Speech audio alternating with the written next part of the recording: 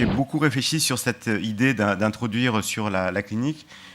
Donc moi, je suis actuellement PH à René Muret dans les hôpitaux de la Seine-Saint-Denis, HPPSD comme on dit, les hôpitaux universitaires Paris-Seine-Saint-Denis. Après un long parcours, comme vous verrez sur les petites fiches que vous avez dans vos sacs. Dimension de la clinique, je me suis dit que j'allais regarder ce qui se passait depuis maintenant 1969 en fait. C'est le début de ce qu'on a appelé la toxicomanie moderne, c'est-à-dire que ce qui m'intéresse et ce sur quoi je travaille depuis maintenant, moi je travaille depuis 1982. Ça fait 30 ans que je suis dans ce champ. Et donc on ne s'est pas intéressé aux addictions traditionnelles chinoises, etc., mais à ce qui s'est joué à partir de ces années 68. Et donc depuis 44 ans, des évolutions tout à fait étonnantes. Évidemment des apports cliniques et théoriques qui ont changé. Les acteurs ont changé. Des centres spécialisés, les médecins généralistes se sont intervenus, les hôpitaux sont intervenus, etc. On va essayer d'en parler rapidement. Et puis, quelques mots-clés que vous avez peut-être entendus ce matin, que je vous rappelle. Des mots-clés dans notre champ, c'est anticipation. Alors évidemment, on peut dire prévention, mais qu'est-ce qui fait penser que telle personne est plus en danger qu'une autre ?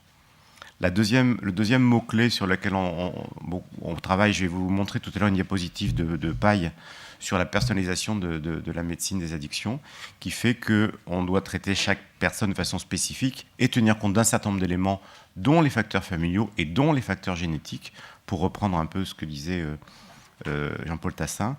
Et enfin, un terme qui prend de l'ampleur depuis, mettons, 2 ans, même s'il a été connu dans d'autres champs, c'est la notion de stratégie intégrative ou de traitement intégratif. Moi, j'aime bien, vous verrez, la notion de gradualisme. C'est-à-dire que peut-être que les différentes théories et les différentes manières de s'occuper d'un patient dépendent aussi du moment de son histoire et du moment de la rencontre. Donc, je vais vraiment vous faire une intervention 100% clinique. J'ai souvent regretté dans ma vie de ne pas avoir fait de recherche, mais ça a aussi quelques avantages. Donc, parmi le schéma le plus clair, il me semble, dans le champ de la clinique, c'est de remettre en scène ce fameux schéma trivarié dont a parlé Olivenstein il y a déjà pas mal d'années de ça, qui a été repris ensuite plus tard par le professeur Hainaut et autres collègues, et qui dit que addiction, c'est une rencontre, j'aime bien cette idée, entre un individu, un produit dans un contexte, dans un environnement. Cette idée, en matière clinique, je trouve, a du sens tous les jours. Et tout ce qui a pu être dit ce matin peut résonner en fonction, autour de ce schéma trivarié. Alors j'ai essayé de prendre un exemple. En 1968, 69, 70, enfin les premiers toxicomanes qu'on a eu en France, si on applique ce schéma trivarié, ça donne ça. Ça donne, le produit, c'était l'héroïne, les individus, c'était des hippies, des junkies, vous vous rappelez peut-être cette période-là. Le contexte, c'était mai 68, moi je faisais ma communion solennelle à l'époque. J'étais un petit peu décalé, j'étais toute ma vie un peu décalé. Et puis là, entre les deux, il y a les modalités thérapeutiques, psychothérapie, sevrage hospitalier, contestation. C'était les clés. Donc on voit que, je repasse celui d'avant, on voit qu'il y a déjà une déclinaison. Et évidemment, aujourd'hui, cette déclinaison est totalement différente, totalement autre, mais la mise en adéquation des différents axes est tout à fait important. J'ai continué à décliner ce schéma avec... on a intégré les problématiques ou les difficultés que nous rencontrons aujourd'hui. Il y a d'un côté, au niveau de l'individu, la question de la relation, la question des différents traitements, des psychothérapies, avec tout ce qu'elles évoluent aussi, puisqu'on est passé du travail de type analytique à des TCC. En matière de traitement, en matière de produits, on peut faire de la réduction des risques, du sevrage, de la substitution, les médicaments du clubbing. Donc on a toute une palette de réponses à la question du produit. Et enfin, le contexte, évidemment, entraîne un certain nombre d'interventions spécifiques sur les logements, les revenus, etc. Tout ça, on fait seul ou en réseau. Donc, on a déjà vu ça ce matin, mais ce schéma, je l'aime bien. Je le mets toujours en côte à côte avec le schéma trivarié français, puisque ça, c'est le schéma trivarié américain. Et on a vu les chiffres ce matin. On voit que dans le schéma trivarié américain, l'individu est remplacé par la génétique. Et en fait, la question des chromosomes et des gènes fait l'individu, alors que pour les Français, on a tendance quand même à intégrer la question de la petite enfance, de l'enfance, de l'adolescence, de l'environnement familial, de l'éducation, etc. Donc, toujours pour avancer dans cette analyse clinique, j'ai essayé d'imaginer sur les années, qu'est-ce qui s'est passé depuis donc 44 ans. Il y a eu donc une évolution des populations, de la population. Là aussi, on a évoqué ça doucement ce matin, mais évidemment, la population des jeunes ou des femmes, c'est une chose, mais il y a la population des migrants, la population des détenus, la population du 93, dans lequel je travaille en ce moment, d'Aix-en-Provence, où je travaillais avant, etc. Donc à chaque fois, il y a des populations, d'abord dans un temps donné, et ensuite, ce n'est pas les mêmes. Quand on fait l'histoire de la toxicomanie, on dit bien qu'au début, c'était les junkies, les hippies, etc. Et petit à petit, il y a eu ce qu'on appelait la démocratisation. Donc les populations ont changé, et on n'a plus affaire aux mêmes personnes. Et donc, plus aux mêmes produits. Là, j'ai un petit peu plus loin une diapositive qui montre l'arrivée des nouveaux médicaments de synthèse avec l'influence d'Internet. Et l'héroïne, la fameuse brown sugar des années 70-72, s'est progressivement transformée. Et aujourd'hui, si on est addict aux opiacés, on peut être addict certes à l'héroïne, mais aussi au Skénan, mais aussi à la méthadone, mais aussi à la buprenorphine, mais aussi au tramadol ou à la codéine. Donc il y a une palette comme ça de produits qui évolue au fur et à mesure des années. Et ce qui est tout à fait intéressant dans notre spécialité, c'est d'être attentif, comme ça, en permanence, à l'évolution de la clinique. Et dans le contexte, c'est le contexte social, évidemment, sur lequel je ne vais pas m'appesantir, et l'évolution des connaissances et des traitements. Donc ça, vous voyez, c'est un petit schéma que j'ai imaginé pour essayer d'imaginer le temps. Et ensuite, j'ai fait un autre schéma sur ici et maintenant. Voilà, ok, le temps a passé, ici et maintenant. Moi, le lundi, en ce moment, c'est ma grosse journée de consultation. Je reçois une vingtaine de patients, 5 à 6 nouveaux. Comment j'analyse, comment je reçois, comment j'accueille ces patients-là. Les questions qu'on se pose devant chaque personne qui arrive. Son histoire, son produit, d'où ça vient, est-ce qu'il y a des problèmes psychiatriques, est-ce qu'il y a des problèmes somatiques. Ensuite, on s'intéresse à son mode de vie, SDF, au contraire, patient très inséré. On s'intéresse beaucoup aux patients précaires. Je pense qu'il faut beaucoup s'intéresser aux patients insérés, aux patients cachés, comme on dit, aux usagers cachés. Et enfin, évidemment, le produit. Là, je vous ai mis une petite photo. Je ne peux pas m'empêcher de vous montrer la petite photo. La petite photo, c'est une épicerie standard dans une station de ski. L'épicerie standard de la station de ski. Sur les côtés, il y a quelques rayons de bouffe, mais au milieu, il y a 2 packs de bière. Voilà. La photo du... Bon, non, je ne vais pas vous passer les autres photos, parce qu'après, c'est trop personnel. Donc, aujourd'hui, ici, maintenant, chaque fois que je reçois un patient, de quoi il me parle. Et c'est vrai qu'aujourd'hui, ici et maintenant, sur 20 patients, sur 5 nouveaux, il y a des patients qui viennent pour addiction au sexe, il y a des patients qui viennent pour addiction au jeu. Et jamais il y avait ça il y a 10 ans, il y a 20 ans. Qu'est-ce qui se joue? Notre projet avec ça, on a un projet thérapeutique, un projet clinique, qui est de modifier quelque chose du contexte, où on voit qu'il y a la scène de la vie sans notre intervention, obtenir des sous ou du produit, consommer dans un contexte donné. Tout ça, ça joue au niveau des structures cérébrales dont nous avons parlé ce matin. La thérapie, notre mission, notre défi, notre projet, c'est de changer ce contexte, de changer la manière d'obtenir de l'argent, si possible en travaillant. Idéalement, comme disent les Américains, jusqu'à payer des impôts. Payer des impôts, c'est le summum de la réussite sociale, d'après les collègues. Et puis tout ça avec des médicaments, peut-être des médicaments qui vont effectivement jouer un rôle pour agir sur ce côté cérébral. Là, je ne vais pas vous passer cette diapo, parce que d'abord, le temps passe et que je me suis promis d'être bref. Ensuite, parce qu'elle est volontairement complexe. Je l'ai choisie parce qu'elle était effectivement complexe, parce que c'est un travail de Perriot sur le tabac, mais qui montre, si on veut, en tant que clinicien, se mettre à réfléchir aux différents aspects d'une consommation, de ce garçon qui vient face à moi et qui me dit « Docteur, je viens vous voir parce que je bois, ou parce que je fume », effectivement, on est censé aussi prendre en compte tous ces différents aspects. Comme le disait Tassin, ça n'empêche pas que la clé de l'intervention clinique, c'est la relation, la façon dont on l'instaure. Et là, j'avais justement trois images.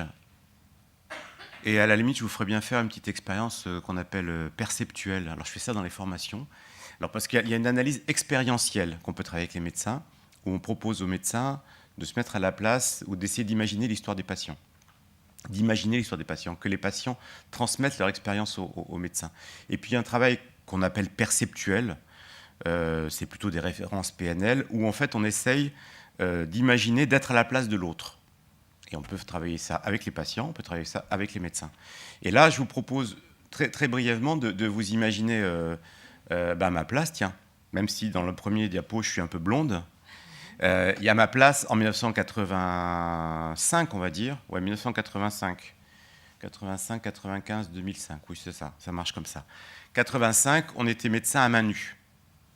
On accueillait un patient, il ne s'allongeait pas forcément, mais en tout cas, on parlait. Aucun produit, aucune ordonnance, aucun stylo. Je ne savais pas prescrire de neuroleptiques à l'époque.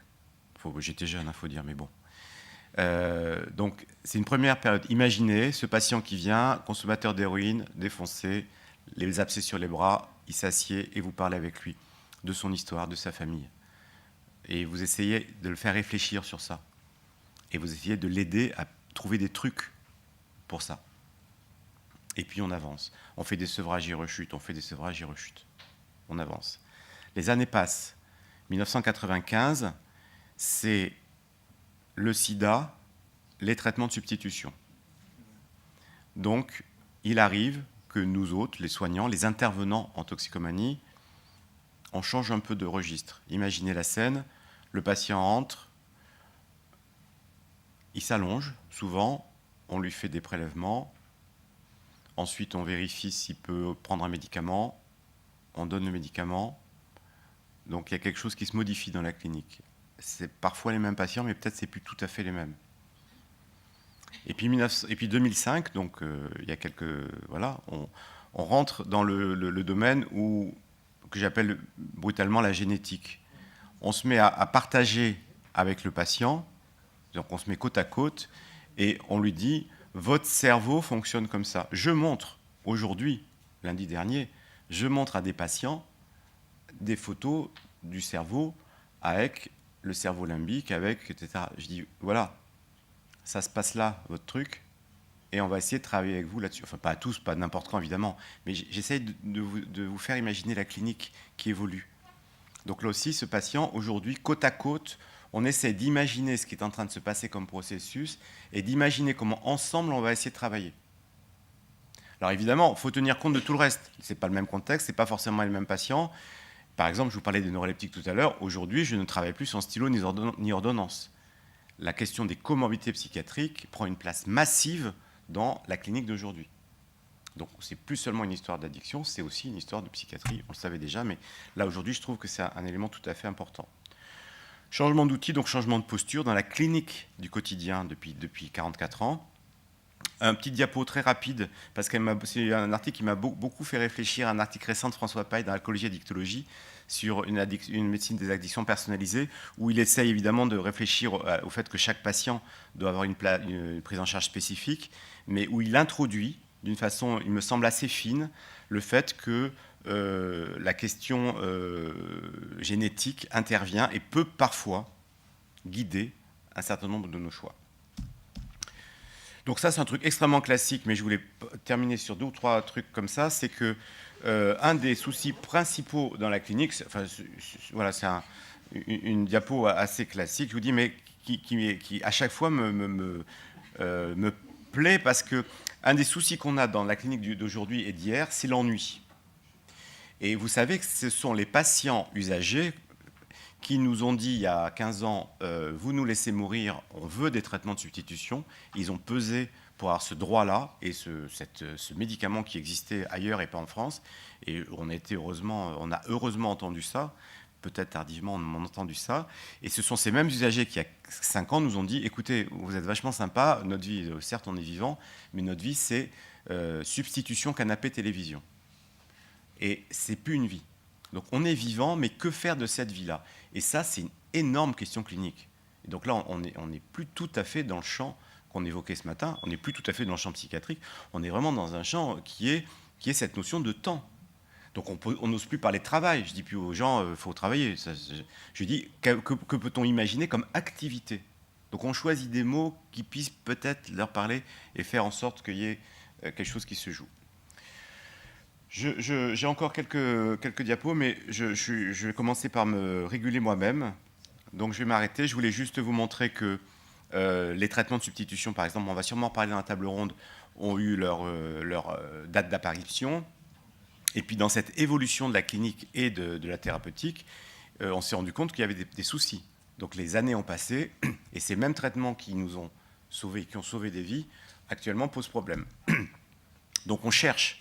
Donc on recherche beaucoup du côté explication génétique. Moi je m'intéresse aussi, si possible, enfin avec mes faibles moyens, à ce qui se passe au niveau de la galénique des traitements. Par exemple, l'oxycodone, qui est un problème central aux États-Unis, qui est un opiacé puissant, qui entraîne un certain nombre de décès, beaucoup de détournements et de décès, ils essaient de changer la formulation. Et donc, d'un produit qui est en poudre, ils font un produit gélatineux et ils évaluent. Ça, c'est un truc qui est aux frontières de ce que nous, on sait faire en France. Nous, on fait, et après, il faut qu'on apprenne à savoir vraiment évaluer ce qu'on a fait. Et là, eux, ils évaluent que l'ancien Oxycontin est très cher sur le marché. Donc, c'est coté, c'est intéressant, c'est important. Le nouveau Oxycontin n'est pas coté. Donc, on voit que les évolutions galéniques peuvent aussi permettre de changer le marché. Ça, c'était la diapo que je vous avais promis sur les nouveaux produits de synthèse, avec les efforts de la NSM pour contrôler ces différents produits au fur et à mesure. Donc là, j'ai mis quelques décisions de la NSM pour le classement des produits. Et ne pas oublier les produits classiques avec la bière forte. Je vous rappelle qu'une bière forte égale 3 bières standards. Et donc, une bière forte, c'est le niveau des 3 unités, le seuil de risque tel qu'il est proposé par l'OMS. Donc une bière forte suffit. Dès qu'on est au-delà, on est en danger, en tout cas sur le plan de la nocivité. Le prix, c'est moins de 50 centimes la bière forte dans le Lidl de Bobigny. Donc qui est quand même un endroit largement fréquenté par la population française. Voilà, je reprends le thème de ce matin. L'addiction est un problème complexe. Je vous remercie, j'ai tenu un quart d'heure, je passe la parole en étant normalement stressé à Laurent Carilla.